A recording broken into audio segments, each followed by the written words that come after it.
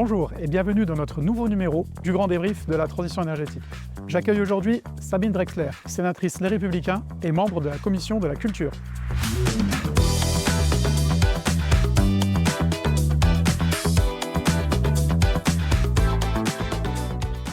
Sabine Drexler, bonjour. Bonjour. Merci d'avoir accepté notre invitation pour le Grand Débrief de la transition énergétique. Vous êtes sénatrice Les Républicains du Haut-Rhin et vous siégez à la Commission de la Culture, de l'Éducation, de la Communication et du Sport. On va parler aujourd'hui de DPE, diagnostic de performance énergétique, et de culture et de patrimoine immobilier. Une fois n'est pas coutume. Vous allez justement nous expliquer pourquoi. Parce que on parle d'effacement probable du patrimoine immobilier français à cause des effets de la transition énergétique. Quel est votre point de vue par rapport à tout ça ? Alors écoutez, en fait je suis élue locale, je suis conseillère d'Alsace, déléguée au patrimoine bâti. Et en fait chez nous en Alsace, on démolit chaque année environ 300 maisons ou granges. Et ce phénomène en fait est en train de s'accélérer depuis quelque temps. On a essayé de comprendre pourquoi. Et en fait, on s'est rendu compte que le phénomène s'accélérait depuis en fait l'entrée en vigueur de la loi climat et résilience, qui demande en fait, qui stipule que les propriétaires bailleurs qui souhaitent relouer leurs biens sont tenus en fait de passer un diagnostic de performance énergétique. Et si leur bien est classé F ou G, il ne pourra plus être loué. Alors, ce qui est en train de se passer, c'est que vous avez des préconisations qui sont totalement inadaptées et des propriétaires qui sont en train d'isoler en fait leurs biens avec des matériaux tout à fait inadaptés également, donc du polystyrène en l'occurrence, des maisons à pans de bois, des maisons en pierre qui sont emballées dans du polystyrène, ce qui est une catastrophe puisque leur maison, leur bien va être condamné à moyen terme. Alors, ce que vous voulez dire, c'est que le bâti ancien, qui a une architecture propre à son époque, on prend l'exemple d'un immeuble haussmannien, par exemple, et par les effets de la transition énergétique, c'est-à-dire par l'obligation d'améliorer sa performance, de faire sortir de la classe F et G pour qu'il puisse continuer à être reloué, on doit avoir recours à des procédés modernes qui viennent en fait dénaturer complètement l'immeuble. C'est ce que vous venez de nous dire. Alors, ce qu'on constate chez nous, ce sont deux cas de figure. Soit des personnes qui vont isoler leur maison et d'autres qui ne vont pas le faire, finalement, parce que cela aura un coût, parce qu'ils ne se sentent pas d'engager des travaux importants et du coup vont délaisser leur maison qui va devenir une charge. Et actuellement, avec le ZAN, zéro artificialisation nette, on sait que tous les terrains en centre-bourg vont prendre de la valeur parce que finalement, ils vont devenir de plus en plus rares. Et ce que l'on constate, c'est qu'au nom du ZAN, ces biens sont rachetés, les maisons sont rasées et en fait, on va y construire des immeubles pour densifier le bâti puisque c'est ce qui est attendu aujourd'hui. Alors, ces préconisations de travaux, ce sont des professionnels qui les font la plupart du temps, ce sont des diagnostiqueurs, des architectes, des thermiciens. Mais ce n'est pas de leur faute, c'est-à-dire qu'ils appliquent un texte réglementaire qui leur dit de faire un diagnostic de performance énergétique avec un logiciel agréé par l'État, donc par le ministère de la Transition écologique, la DHUP. Et il se trouve qu'apparemment, d'après les professionnels, c'est ce logiciel qui ne serait pas adapté aux bâtis anciens. Est-ce que ces professionnels ont raison ou est-ce qu'il y a une autre réponse à cette question ? Oui, ils ont tout à fait raison. En fait, on le constate, c'est ce que tout le monde nous dit finalement. Les associations patrimoniales tirent la sonnette d'alarme. Ce DPE ne prend absolument pas en compte toutes les spécificités du bâti ancien, complètement inadapté, avec des méthodes de calcul standardisées. Et tous les matériaux qui ont été utilisés il y a quelques siècles, comme les matériaux biosourcés, géosourcés, ne sont pas pris en compte. Ce sont des valeurs par défaut qui sont appliquées et qui, malheureusement, vont vous classer ce type de biens très vite comme des passoires énergétiques. Parce que pour nos observateurs, on va bien expliquer la différence entre ce que c'est le bâti ancien, donc on va qualifier tous les bâtiments construits d'avant 1948, et le bâti entre guillemets plus moderne, celui qui a été construit après-guerre, donc on va dire après 1948. Donc la différence entre ces deux typologies de bâtiments, c'est que sur un bâti ancien, on risque de retrouver sur un même pan de mur plusieurs matériaux différents, alors que sur un bien d'après-guerre, on va avoir un, voire deux maximum types de matériaux. Ça va être un mur soit en briques, soit en pierre de pays, soit en agglo.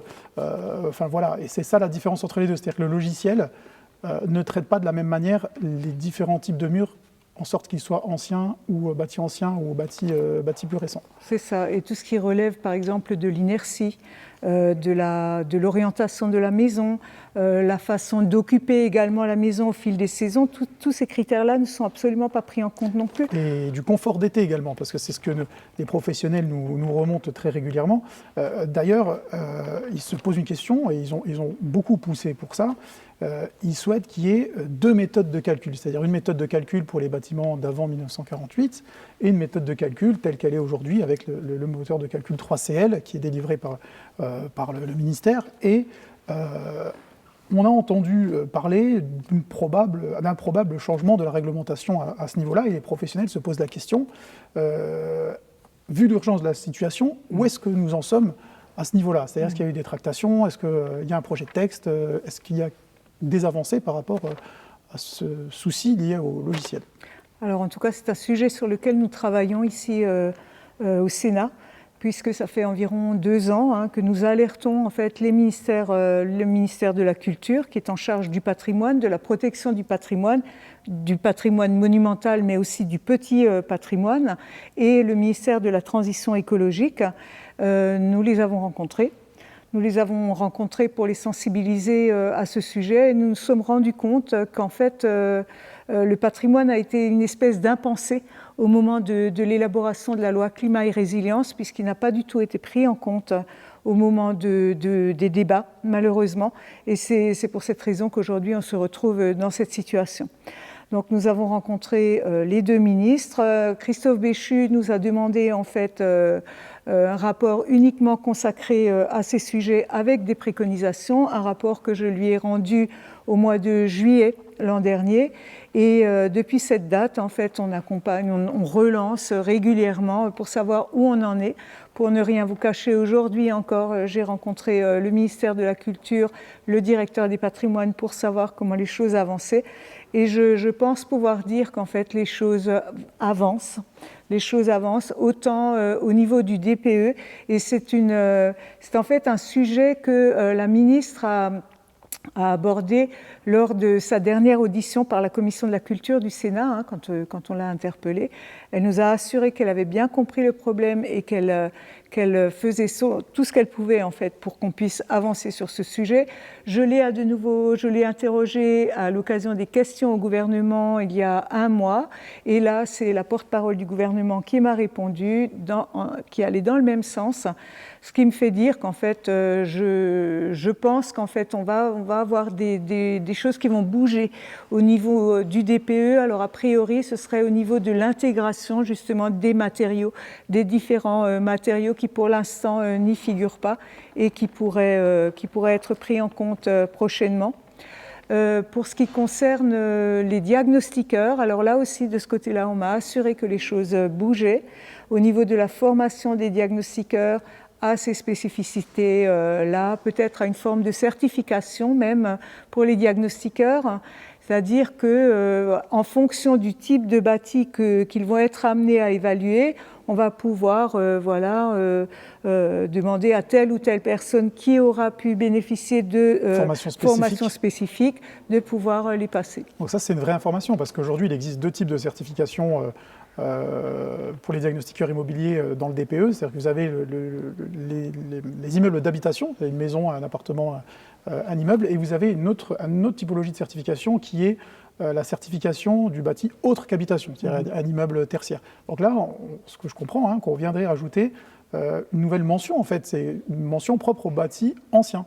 Et ça, c'est une vraie information, parce que apparemment, d'après les professionnels, c'est nécessaire, parce qu'il y a un défi majeur, c'est aussi de former des professionnels compétents sur le bâti ancien qui a strictement rien à voir avec le bâti d'après 1948. Je veux dire, le traitement de ces données est totalement exclu. Par contre, il y a 2 écoles auprès des professionnels qui nous font remonter ces informations. C'est soit changer le moteur de calcul, c'est-à-dire, comme vous venez de le citer, le paramétrer différemment afin qu'il puisse prendre en compte des matériaux qu'il ne prend pas en compte aujourd'hui, ou d'autres proposent de revenir à l'ancienne méthode qui était de calculer, de faire une moyenne sur 3 années de consommation sur facture. Est-ce que c'est quelque chose qui est revenu sur la table ou c'est plutôt la modification du logiciel qui tient la corde? Alors c'est une question que nous avons posée, effectivement. C'est un sujet qui revenait très souvent en fait, mais qui n'a plus du tout été évoqué à l'occasion des derniers échanges que nous avons pu avoir avec les ministères. On est vraiment en train de se diriger vers quelque chose qui va se passer au niveau du DPE. Idéalement, en fait, nous aurions souhaité un DPE patrimonial, un nouveau document qui soit vraiment consacré au bâti patrimonial. Voilà, je ne pense pas qu'on va vers ça. Par contre, on m'a assuré que tout ce qui est matériaux spécifiques allait être intégré dans ces nouveaux modes de calcul et pris en compte. Et dernière inquiétude des professionnels vis-à-vis du bâti ancien, c'est est-ce qu'ils pourraient avoir une notion de temps sur la mise en place de tout ça? Parce qu'aujourd'hui, ils nous rapportent que lorsqu'ils remettent un DPE qui traite d'un bâti ancien, haussmannien par exemple, ils ont la sensation de donner un document totalement erroné ou pour beaucoup, avec beaucoup de données erronées. Et ils ont cette sensation de ne pas faire leur métier correctement malgré eux. Et pour certains, psychologiquement, ça reste délicat. Alors ils nous demandent d'ici combien de temps on pourrait avoir ces innovations, ces mises à jour. Est-ce que vous avez là aussi une réponse à leur apporter? Alors, je n'ai pas de réponse à apporter. Par contre, ce que je peux vous dire, c'est qu'il y a 2 mois, Rachida Dati-Ba nous disait que très prochainement, elle allait faire des annonces. Vous savez que la situation politique en France est plutôt troublée. Voilà. Donc, je pense que là, nous allons devoir peut-être surseoir un petit peu à tous ces délais. En tout cas, nous, de notre côté, on fera le nécessaire. Voilà, on mettra tout en œuvre pour avoir ces réponses le plus vite possible, parce qu'on est quand même dans une forme d'urgence, avec d'ores et déjà en fait un saccage patrimonial qui, dans certaines régions, est déjà amorcé. Donc voilà, je crois qu'au nom de cette urgence, il faut absolument que les choses aillent très vite. Ouais, pour donner une espèce d'image, lorsque vous parlez de saccage patrimonial, parce que le mot peut paraître un peu fort, mais on va mettre une image sur les mots. C'est par exemple un bâtiment haussmannien avec ses courbes, ses formes, son histoire, qui viendrait être complètement réhabillé, à ressembler à un rectangle, un cube, et dans ce cas-là, il perd complètement son identité. C'est la traduction qu'on pourra en faire de vos termes. Absolument. Et tout ce qui fait en fait le charme de la France, hein, tout ce qui différencie en fait les régions françaises, qui fait l'attractivité aussi de ces régions françaises, qui amène chaque année en fait des millions de touristes sur ces territoires, qui viennent et qui dépensent sur ces territoires. Hein. Le patrimoine est un levier économique aussi pour les territoires. Je veux dire, tout ça, on en fait fi.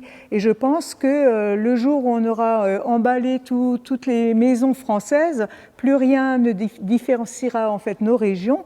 Et je pense que ce jour-là, on s'en mordra les doigts, parce que finalement, on ne pourra pas revenir en arrière. Merci pour ces réponses, Sabine Drexler. Donc on l'aura compris, un sujet ô combien important, puisqu'il traite du patrimoine immobilier, donc du visage des régions, du visage de la France, et peut-être pour beaucoup ignorer que le DPE pourra avoir un impact là-dessus. Donc je vous remercie encore une fois de nous avoir apporté vos éclaircissements. Et en tout cas, ce qui en ressort de positif, c'est qu'il y a des actions qui sont mises en place et on espère en voir les fruits très prochainement. Merci de nous avoir suivis pour ce numéro du Grand Débrief de la transition énergétique et je vous retrouve dans notre prochain numéro.